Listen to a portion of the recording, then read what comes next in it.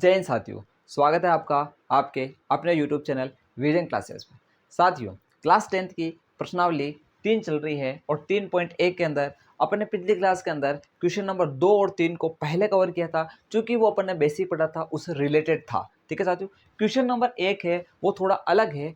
अलग किस प्रकार से है कि इसके अंदर साथियों आपको लैंग्वेज लिखी हुई है। क्या लिखी हुई है? लैंग्वेज लिखी हुई है। क्वेश्चन नंबर फर्स्ट आपको स्क्रीन के ऊपर दिख गया होगा। इसमें लैंग्वेज लिखी है। इस लैंग्वेज से आपको क्या करना साथियों, पहले तो बनानी समीकरण है, जिसको अपन बोलते हैं बीजगणितीय रूप। क्या बोलते हैं? बीजगणितीय रूप, यानी एक्स और वाई वाली समीकरणें बनानी है पहली बात तो।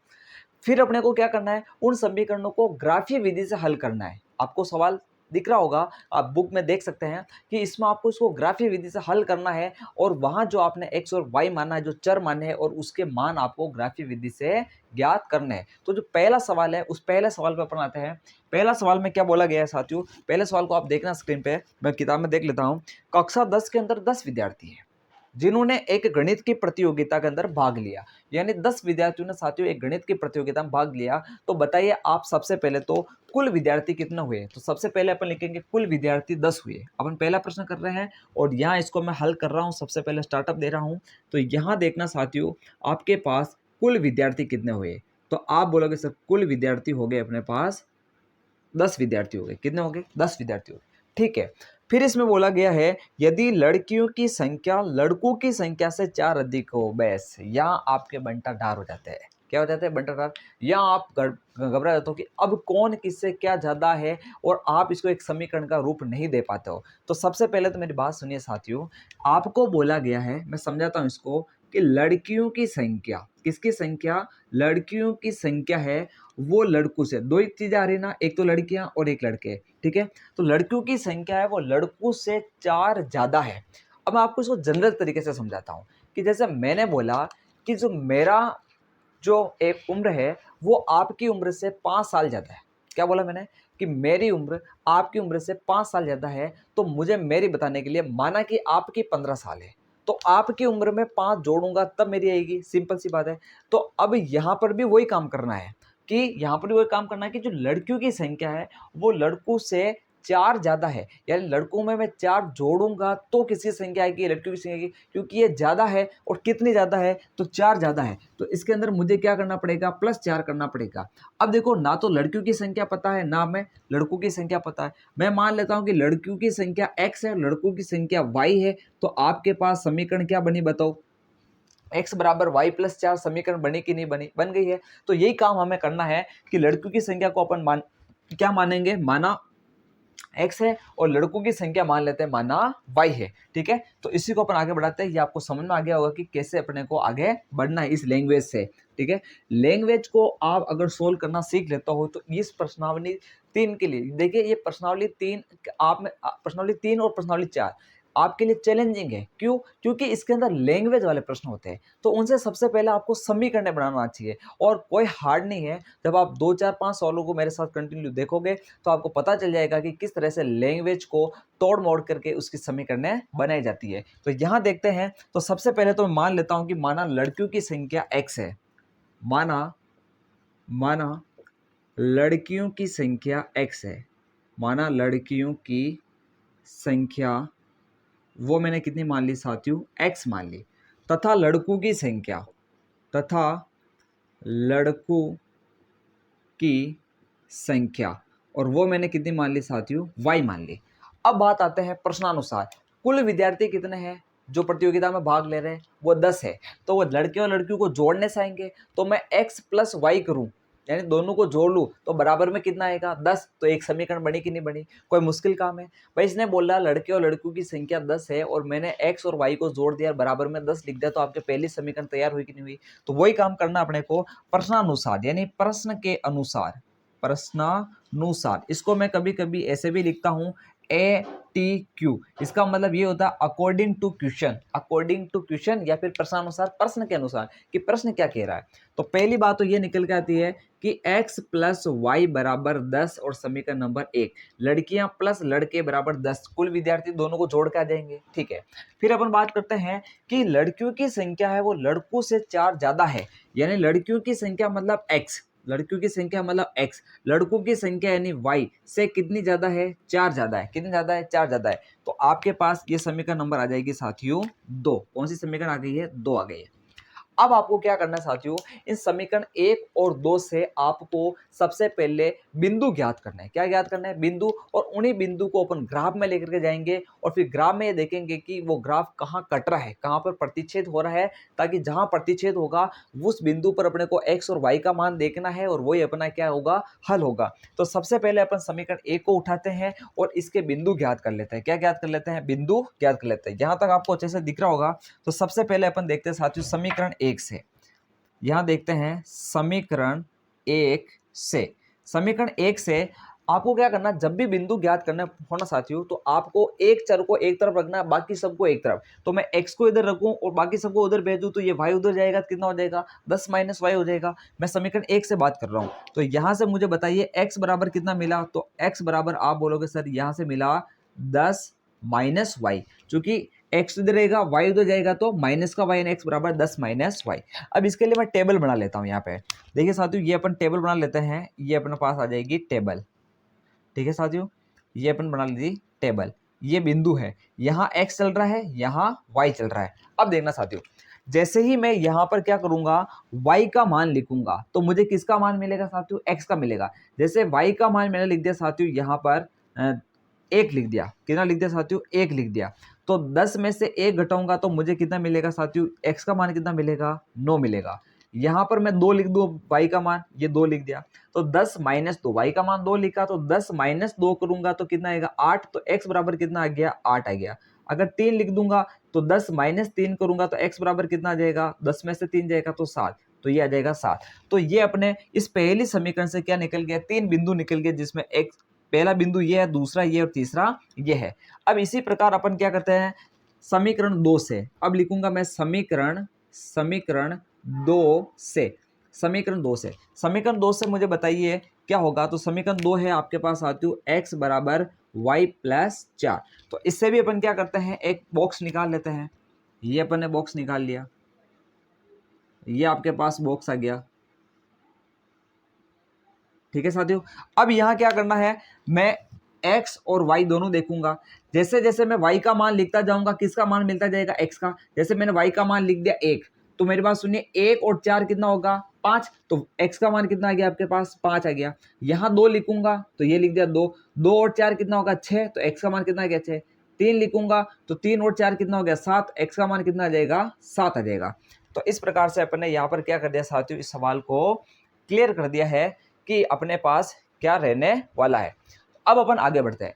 ये जो आपने सब 2 टेबल निकाली है, ये पहली समीकरण से, ये दूसरी समीकरण से, इन दोनों को अब अपने को कहाँ लेकर के जाना है, ग्राफ के अंदर लेकर जाना है। तो यहाँ से अपन सीधा ग्राफ बना लेते हैं। इधर मेरे हिसाब से स्पेस ये खूब होगा, ठीक है। यहाँ अपन ग्राफ बना लेते हैं। ग्राफ बनाने के लिए कुछ नहीं करना साथियों, एक तो आपको चाहिए होगी एक्स अक्ष और एक आपको चाहिए होगी वाई अक्ष। क्या चाहिए होगी, वाई अक्ष चाहिए होगी। अब x पे और y पे बिंदु कैसे दे, तो आपके पास जो 2 टेबल है उसमें देखो कि x ज्यादा से ज्यादा कितना है। x का ज्यादा ज्यादा मान कितना है, 9 है, और इसके में कितना है, तो 7 है। यानी कुल मिलाकर ज्यादा ज्यादा मान कितना है, 9 है। क्या है, 9। तो यहाँ पर सबसे पहले मैं बिंदु दे देता हूँ। क्या दे देता हूँ, बिंदु। जैसे ये हो जाएगा 1, फिर हो जाएगा 2, फिर हो जाएगा 3, फिर 4, ये 5, ये 6, ये 7, ये 8 और ये आपका 9। तो ज्यादा से ज्यादा बिंदु कितने, 9, और 9 के 9 अपना सेट हो गया है, ठीक है।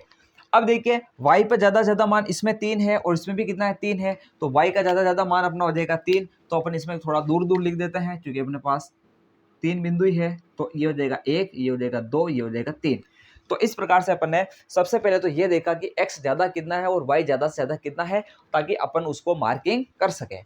अब देखना पहली समीकरण की बात करते हैं। यहाँ ये पहला बिंदु, इसको ग्राफ में लेके चलते हैं कि x का मान तो 9 है और y का मान कितना, 1 है। तो आप देखो कि x का मान 9 का है, ये रहा, और y का मान 1 का है, तो ये रहा। तो इस जगह आप पहला बिंदु लिख दो, तो ये आ जाएगा आपका साथियों पहला बिंदु, जहां x तो 9 है और y कितना है, 1 हो जाएगा। ये थोड़ा प्रॉपर नहीं लग रहा है, इसको प्रॉपर लगा देते हैं। ये लग गया ना, लगभग लगभग यहाँ चला गया। तो x और y दोनों अपने पास आगे है। ठीक है। अब फिर आगे देखो दूसरा बिंदु, x का मान तो 8 है और y का मान कितना है 2 है, तो x का मान 8 का है साथियों, आप देखो x का मान 8 तो ये रहा और y का मान 2 का है, तो आप बोलोगे y का मान 2 ये रहा, ये दूसरा बिंदु आ गया। फिर तीसरा बिंदु देखो x का मान 7 है और y का मान कितना है 3 है, तो x का मान 7 यानी x कहाँ रहा 7, तो ये रहा 7, और y का मान कितना है 3 है, ये 8 की सीट पे था साथियों, ये 8 की सीट पे ये रहा, ठीक है। और यहाँ पर x का मान 7 और y का मान 3 है, तो ये आ जाएगा अब तीसरा बिंदु आपका यहाँ आ जाएगा। इनको मिला लो, इनको ऐसा कैसा क्या करना साथियों, मिला लेना है, ठीक है। तो ये अपने पास कौन सी समीकरण आ गई, तो समीकरण 1 आ गई, समीकरण 1। समीकरण 1 को अपन कहाँ लेके चले गए साथियों, ग्राफ के अंदर लेके चले गए। अब समीकरण 2 का नंबर लेते हैं। समीकरण 2 में देखिए x कितना है 5 और y कितना 1, x का मान 5 और y का मान कितना है 1 है, तो एक बिंदु अपना ये हो जाएगा। x का मान 6 और y का मान कितना 2 है, x का मान 6 है और y का मान कितना है, ये 2 हो जाएगा।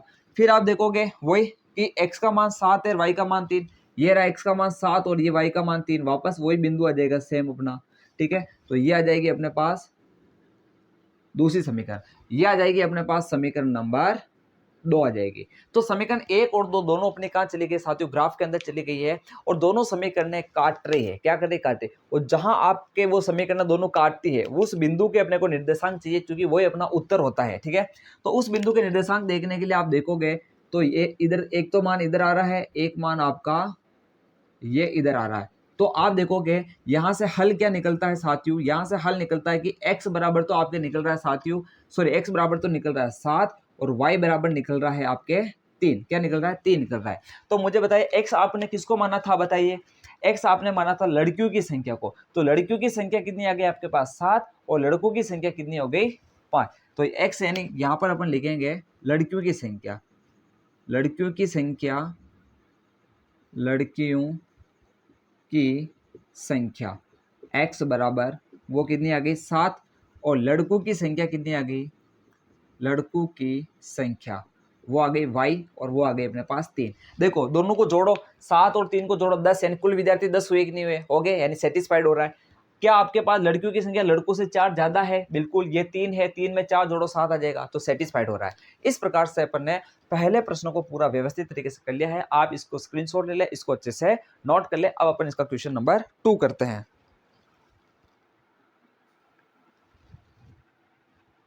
तो साथियों अब अपन इसका क्वेश्चन नंबर 2 स्टार्ट करते हैं, और क्वेश्चन नंबर 2 आपको स्क्रीन पर दिख गया होगा। और क्वेश्चन नंबर 2 में क्या है साथियों, एक लैंग्वेज है, उससे वापस क्या बनाएंगे अपन, वापस समीकरण बनाएंगे, बीजगणितीय रूप लेकर आएंगे। 5 पेंसिल और 7 कलमों का मूल्य आपको 50 रुपए दे रखा है। यहाँ देखना क्या बोला गया साथियों, पहले इसको समझो कि 5 पेंसिल और 7 कलम, इनका मूल्य कितना दे रखा साथियों, 50 रुपए दे रखा है। कितना दे रखा, 50 रुपए दे रखा। अब मुझे बताओ, आपको यहाँ पर क्या पूछेगा, आपको पूछेगा कि एक तो पेंसिल का मूल्य कितना है और एक कलम का मूल्य कितना है, ये आपसे पूछ रहा है।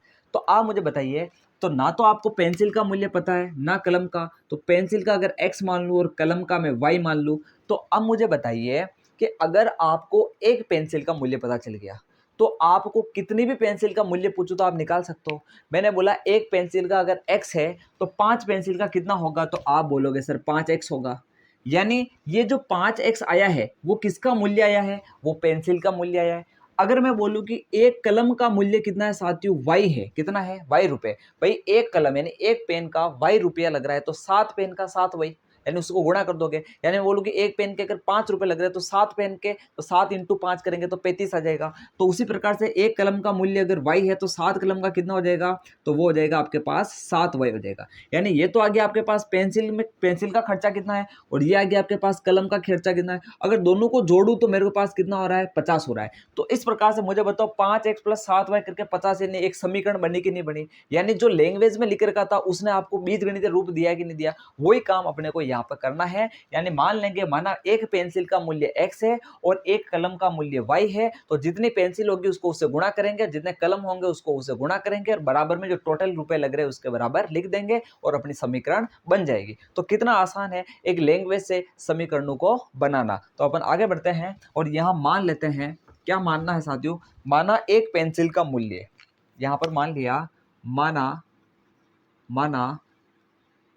एक पेंसिल माना एक पेंसिल का मूल्य, और वो मैंने मान लिया x रुपए, कितना मान लिया x रुपए, तथा एक कलम का मूल्य, और कलम का मूल्य कितना मान लिया है y रुपए मान लिया। ठीक है, तो अब आते हैं अपन प्रश्नानुसार। प्रश्न क्या कहता है, तो प्रश्न क्या कहता है उसके अनुसार देखते हैं। प्रश्नानुसार, प्रश्नानुसार बात करते हैं तो सबसे पहली स्थिति में वो 5 पेंसिल और 7 कलम खरीदता है। कितनी पेंसिल, 5 पेंसिल। एक पेंसिल का मूल्य कितना है x है, तो मुझे बताइए 5 पेंसिल का कितना होगा 5x। भाई एक पेंसिल के जितने रुपए लगते हैं उसको जितनी पेंसिल खरीदना उससे गुणा कर दो।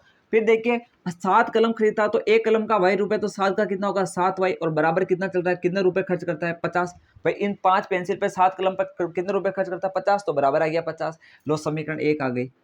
तो कितना आसान है एक लैंग्वेज को उसके समीकरण के रूप में ढालना। अब आगे देखिए अपन दूसरा देखते हैं। ये तो हो जाएगी अपने पास फर्स्ट स्थिति, कौन सी स्थिति हो जाएगी फर्स्ट। अब देखिए सेकंड स्थिति, कौन सी स्थिति सेकंड।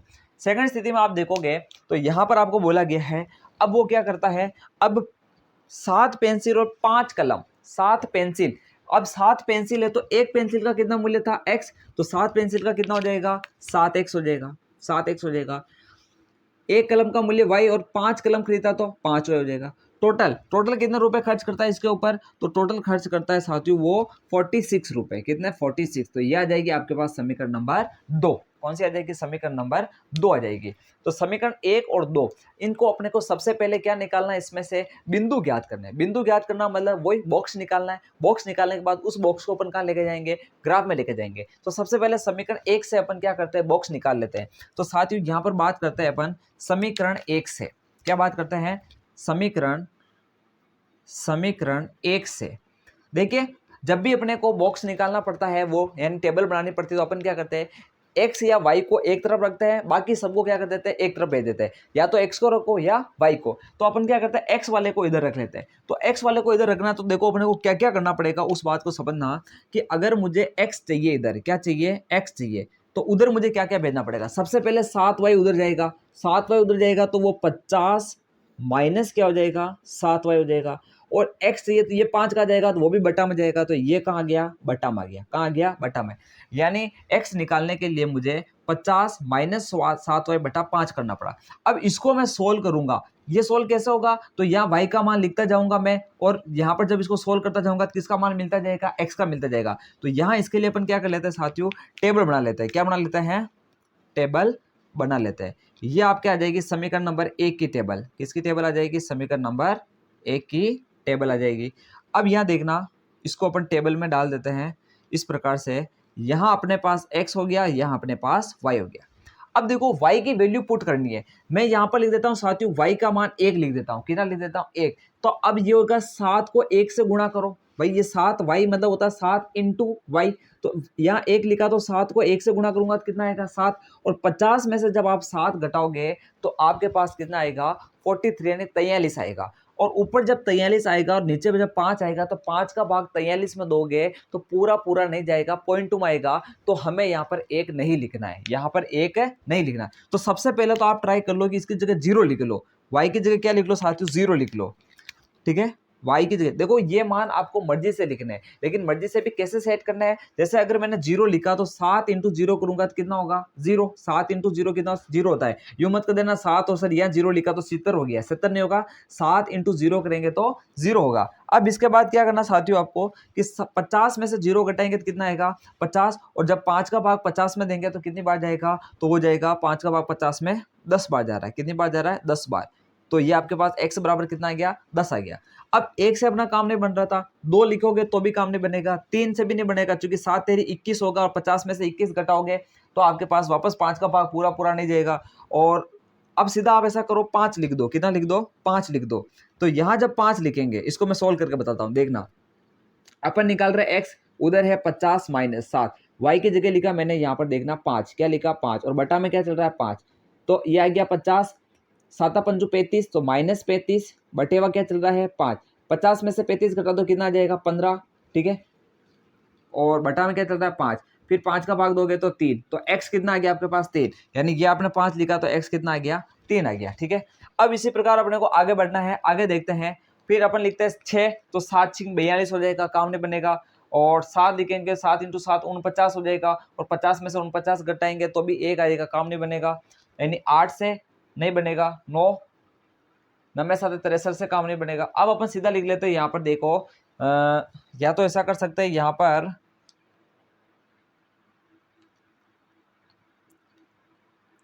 10 लिखेंगे तो भी अपना काम गड़बड़ हो जाएगा।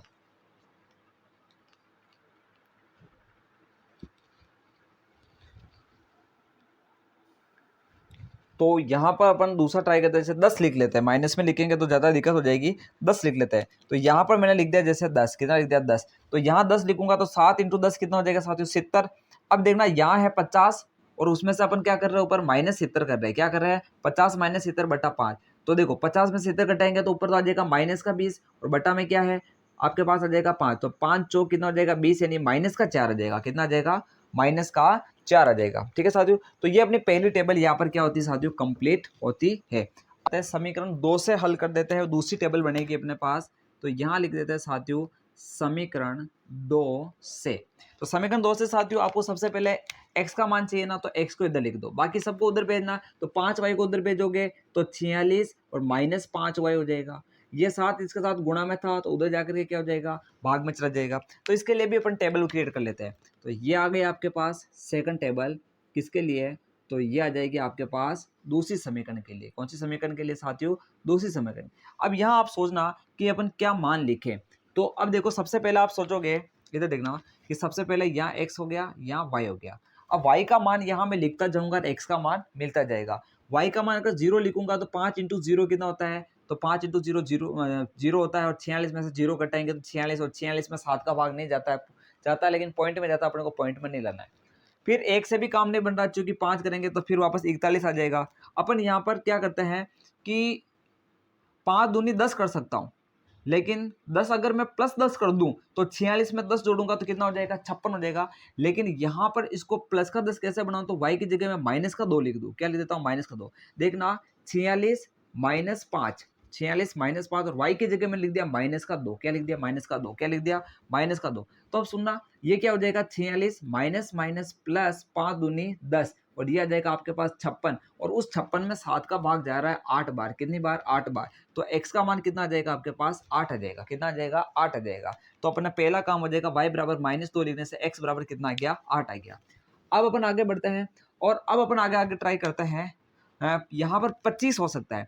अगर मैं 25 करूंगा तो 46 में से 25 घटा दूंगा तो अपने पास यहाँ पर 21 बनेगा।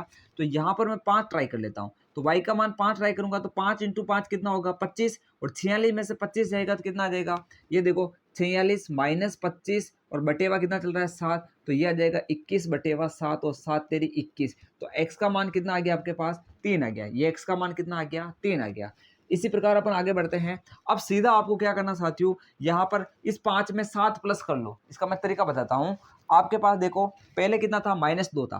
फर्स्ट वैल्यू जो आ जाती है ना, उसमें आप 7 प्लस करते जाओ, क्योंकि अपने को 7 का भाग देना है। तो 7 प्लस किया तो -2 में 7 जोड़ूंगा कितना आ गया, 5।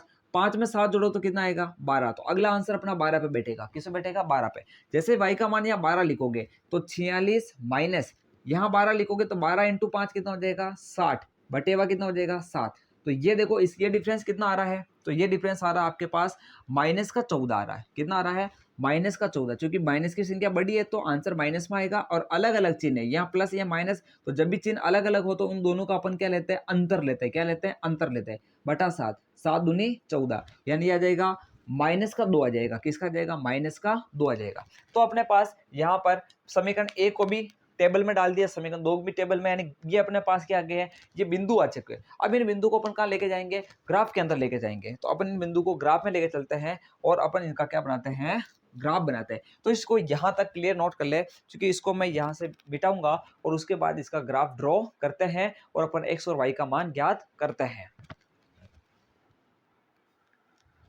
तो साथियों अब अपन इन बिंदु को ग्राफ में लेके चलते हैं। तो अपन देखेंगे कि x का मान सबसे ज्यादा कितना है, तो प्लस में 10 है। x का मान सबसे ज्यादा प्लस में कितना है, 10 है। तो 10 तक अपन ड्रॉ कर देते हैं। ये आ जाएगा 1, फिर आ जाएगा 2, फिर आ जाएगा 3, फिर आ गया 4, 5, 6, 7, 8, 9 और उसके बाद 10। तो ये अपने पास x प्लस में कितना हो गया है, 10 हो गया है। प्लस का हो गया क्योंकि इधर चल रहा है प्लस का x, इधर चलता है माइनस का x, कौन सा माइनस, तो माइनस में 10 ज़्यादा कितना है, -4 है, इसमें -2, तो -4 तक ले लो, कहाँ तक ले लो, -4, तो ये आ जाएगा -1, -2, -3, -4। अब अपन बात करते हैं y पर आ जाओ। y का मान प्लस में कितना है 10, y का मान प्लस में कितना है 12, तो ज़्यादा से ज़्यादा कितना हुआ 12, तो अपन 12 तक ले जाने के लिए अपन क्या करते हैं, या तो दो के हिसाब से ले ले, ठीक है, दो के हिसाब से लेना पड़ेगा तभी 12 तक सेट होगा, तो 2 के हिसाब से ले लो, ठीक है ना, यानी एक खाना बराबर 2 ले लेते हैं अपन, 2 इकाई ले लेते हैं, तो यहाँ पर ले लेते हैं जैसे 2, फिर उसके बाद आ जाएगा 4, फिर उसके बाद आ जाएगा सॉरी 4, और फिर आ जाएगा 6, फिर आ जाएगा 8, फिर आ जाएगा 10, और फिर आ जाएगा 12, यानी 2 का ले लिया मैंने, 2, 4, 6, 8, 10 और 12। और y में y अधिकतम कितना है, तो y के अंदर देखिए, y के अंदर है माइनस का 2 है, तो यह देगा आपके पास -1 और यह देगा -2। अब अपन क्या करते हैं, इनको ग्राफ में लेकर चलते हैं। अब देखिए पहला बिंदु x बराबर 10 और y बराबर 0, x बराबर 10 कहाँ है, तो आप बोलोगे सर x बराबर 10 तो ये रहा, और y 0, हमेशा ध्यान रखना y का मान 0 कौन सी x पे होता है, तो x अक्ष पे होता है, कौन सी x पे, x अक्ष है, और x का मान 0 कौन सी x पे होता है, तो y अक्ष पे होता है। तो यहाँ पर देखिए x 10 है और y 0 है, इसका मतलब बिंदु आपका यही होगा, ये आपका बिंदु हो गया। फिर देखिए x 3 है और y 5 है, x 3 और y 5, x 3 कहाँ है, ये रहा, और y 5 कहाँ रहा, तो y मेरी बात सुनो 4 कहाँ है, यह, और 6 कहाँ है, यह, तो इनके जस्ट बीच में आएगा, क्या आएगा, बीच में आएगा, 4 और 6 के जस्ट बीच में आएगा 5, तो ये आ जाएगा जस्ट बीच में, यानी यहाँ आ जाएगा, ये पॉइंट आ गया। फिर आप देखिए x कितना है, -4 और y कितना है 10, तो x तो ये रहा -4 और y कितना है 10, यानी ये आ जाएगा पॉइंट लगभग आपका यहाँ आ जाएगा। तो कुल मिलाकर के ये पॉइंट, ये रेखा आएगी आपके पास, ये बिल्कुल आपके सरल रेखा में आएगी, ठीक है। यहाँ आपके थोड़ी थोड़ी ऐसे वैसे देखने को मिल सकती है, लेकिन ये आ गई आपके पास समीकरण नंबर 1। कौन सी समीकरण आ गई है, समीकरण 1 को अपन ग्राफ में लेकर आ गए। अब इसी प्रकार समीकरण 2 को लेकर आते हैं, x बराबर कितना 8 है और y बराबर -2, x बराबर 8 कहाँ है, ये रहा, y बराबर -2 कहाँ है, ये है, तो इसको इस सीट पर देखो, ये आ जाएगा x बराबर 8 और y बराबर -2। फिर अपन देखते हैं दूसरा, x बराबर 3 और y बराबर 5, यानी x बराबर तो 3 है और y बराबर कितना है, तो ये y बराबर 5, यानी दूसरा भी कहाँ गया, यही आ गया। फिर अपन देखेंगे x बराबर तो है -2 और y बराबर है 12, तो x -2 कहाँ है, ये रहा, और y 12 कहाँ है, तो y 12 आपका हो जाएगा बिल्कुल यहाँ, तो ये आ जाएगा आपका, ये पॉइंट x -2 है और y कितना है, तो 12 है, ये पॉइंट आ जाएगा यहाँ। तो ये वापस एक सरल रेखा आ जाएगी आपके पास, ये वापस कैसी आएगी, एक सरल रेखा आएगी जब आप मिलाओगे। तो कुल मिलाकर के ये दोनों रेखाएं आपके कहाँ काट रही है, तो आपके इस बिंदु पर काट रही है। कौन से बिंदु पर काट रही है, इस बिंदु पर। इस बिंदु के निर्देशांक क्या है, तो आप बोलोगे इसमें y तो कितना आ रहा है, 5 आ रहा है, और x कितना आ रहा है, 3 आ रहा है, यानी अपने यहाँ पर y कितना आ गया है, यहाँ पर हल कितना निकला अपने पास, उत्तर कितना निकला, तो y बराबर तो आ गया है 5, कितना आ गया 5, और x बराबर कितना आ गया है, ये आ गया है 3। हमने y किसको माना था, शायद कलम का मूल्य माना था, किसका मूल्य माना था, तो अपने पास कलम का मूल्य कितना आ गया, एक कलम का मूल्य कितना आ गया है 5 रुपया, और ये अपने पास x किसका माना था, अपन ने पेंसिल का माना था, तो एक पेंसिल का मूल्य कितना आ गया अपने पास एक पेंसिल का मूल्य आ गया है 3 रुपए। तो इस प्रकार से अपन ने ग्राफीय विधि से क्या कर लिया साथियों, x और y का मान ज्ञात कर लिया है। तो इस प्रकार अपना जो पहला सवाल के अंदर जो 2 क्वेश्चन थे वो यहाँ पर क्या होता है, कंप्लीट होते हैं। आज के लिए अपन इतना ही देखेंगे और बाकी सवालों को अपन आने वाली क्लासों के अंदर करने का प्रयास करेंगे, ठीक है।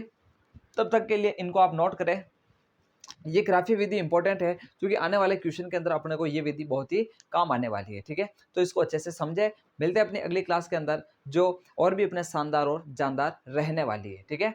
और अंत में इतना ही कह के जाऊंगा कि इंतजार रहे आपको उस क्लास का जो और भी शानदार और जानदार होने वाली है। जय हिंद।